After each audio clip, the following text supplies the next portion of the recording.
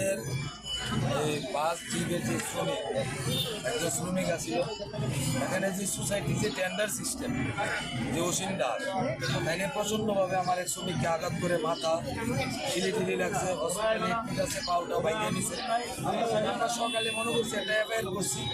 FIR করার পরে আমরা তারা যে সঙ্গভঙ্গ বিভিন্নভাবে শ্রমিকরা হুমকি ধুমকি দিতেছে, তো তাই আজকে আমরা ডিসিশন করছি যে শ্রমিকরা আজকে আর আমরা গাড়ি চালাবো না। রাধানগর স্ট্যান্ডে না চালানোর কারণে সব শ্রমিকরা চিন্তাধারা করছে যে আজকে আমরা সিএম এর বাড়ি বা রাস্তা আমরা কোনো অবরোধ না, তাদের সাথে আমরা ফেস টু ফেস দুটা কথা বলবো যে আসলে আমরা এত শ্রমিকরা কি বাঁচবো না আসলে সুসাইড করবো। তাই নিয়ে আমরা এই শ্রমিকের স্বার্থে আমরা মাননীয় মুখ্যমন্ত্রীর কাছে কোনোদিন শ্রমিকের স্বার্থে পৌঁছাতে পারি না, কোনো সময় আমরা তাদের কাছে কোনো কথা বলতে পারি না।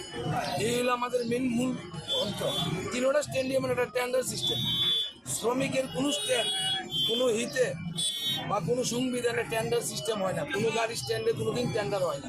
কিন্তু আমাদের এই টেন্ডার চলছে, টেন্ডার চলাকালীন তারা যে সময় উইদাউট রেজুলেশন ছাড়া 10 টাকা 20 টাকা এক মাসে করবো 20 টাকা দিয়ে দিব, এক মাসে করবো 30 টাকা দিয়ে দিব, কোনো রেজুলেশন ছাড়া তারা অন্যায়ভাবে তারা তুলা তুলতেছে। হ্যাঁ, এখন আবার করতেছে তারা বাসে থেকে 70 টাকা নিব। এমনও বাস আছে আমার 4 দিন 5 দিন পরে একটা ডিপ করে, এমনও গাড়ি আছে সারাদিন নাম্বার করে। আমরা শুধু এই স্ট্যান্ডে না, প্রত্যেকটি ডিস্ট্রিক্টের ওয়েস্টের প্রত্যেকটি স্ট্যান্ডে সেরকম সমস্যা। তা আমরা এই অজুহাত প্রশাসন সবেরই সাহায্য আছে, কিন্তু মাননীয় মুখ্যমন্ত্রীর কাছে আমরা দুটি কথা জানতে চাই যে শ্রমিক কি আমরা বাঁচবো না আগামী দিন আরো আমরা মরবো। হ্যাঁ, না জানে এখন 5 জনের প্রতিনিধি আমাদের এই যে সরকার নাম দিয়েছে, যেন ওনারা আমাদেরকে আশ্বাস দিয়েছে আমরা সাইডে বসবো, আমি কথা বলে আমাদেরকে জানাবো। না হয় তাহলে কি মানে কি আপনার কি আমরা যে উদ্দেশ্যে আজকে আমাদের এখানে আসা, আমাদের মাননীয় মুখ্যমন্ত্রী সাহেবের উপরে সম্পূর্ণ আস্থা আছে।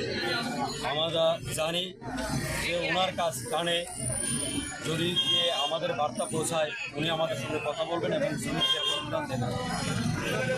যদি তারপরেও কোনো বিহিত না হয় আর বিকল্প ব্যবস্থা আমরা নিজেরা বসে আলোচনার মাধ্যমে আমরা নেব।